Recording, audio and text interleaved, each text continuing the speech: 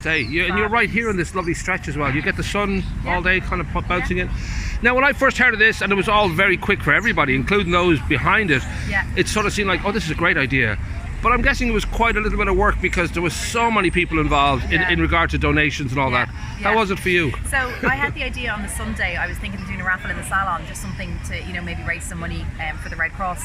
And then I spoke to a couple of friends who have businesses in the area, and I said, look, how do you feel about, you know, we got together and, you know, got a few prizes?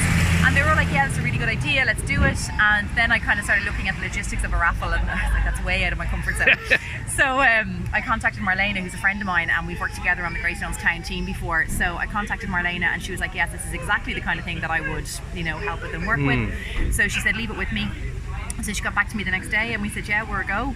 So Anne from the Eco Shop, I'm be friendly with her anyway, and she said she'd love to help as well. So between the three of us, we just started, you know, contacting businesses. It was that really bad rainy weather, so I kind of, you know, it was quiet enough in the salon that Tuesday, so I went out in my big jacket and went to all the shops and begging for prizes, and everyone was so responsive and so kind and really eager to help and wanted to be a part of it. So well, that is the thing now, almost, you know, pretty much immediately you could just sense there was a kind of a rush for people to just to be able to help and be able to donate and all that. I mean, I don't know if it took you a while to almost, you know, to get through all that, because I know even in the first day or two there was like over 50 people had sort of donated, and I'm sure it was quite a bit of work.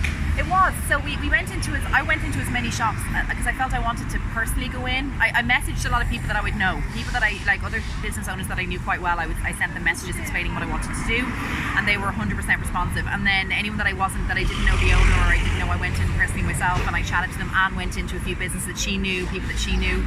And then anyone else that we didn't get a chance to, or that the owners may not have been there, we put a call out then on the open forum just for any businesses who would like to be involved. We put it on the Greystones.ie board, things like that. Yourself, you were very good about putting it out there as well. And then we got a load of businesses coming back to us saying, yes, we'd love to be a part of it. And even now still we're getting a couple of businesses that said, oh, I never saw the message, or I never saw, or they've realised there's something happening and they didn't see it, and they're like, can I be a part of it now? So it just seems to be growing daily, where more and more people want to be involved. Well, we should say loads and loads of businesses, so we will try and keep updating. It's hard to almost keep up with who's been donating to it. So when the actual raffle is over, we'll have the full list, and we'll be able to tell people this is exactly what went down. Over 70 prizes.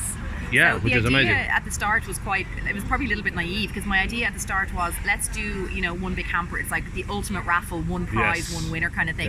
But then that was when you only had maybe a few prizes. Now all of a sudden we had 70. We're like, one person could not get through that, and, you know. Well, they'd be hated for the rest of their life. You know, there would be resentment, there would be stones thrown, and you know, there would be a lot of kicking and screaming. So for that reason we said, right, let's break them into different hampers, because, you know, there was a lot of, for example, gym memberships that, you know, donated. So there's only so many to be a member of. So for that reason, if you won 10 cakes and a gym membership, it's a bit of a confusing, what do I do with my weekend? So we've broken it into 5 different hampers, so I think everyone will be very happy, each hamper winner, and each one is of equal value, so it's not like, you know, 1 to 5, it's of equal value. Perfect. Now 27th, Mother's Day, this is going to be the actual end of the raffle, and then on the 28th the count will be there, but already 7,000 has been raised, which is amazing. The hope being that we'll hit that 10,000 mark.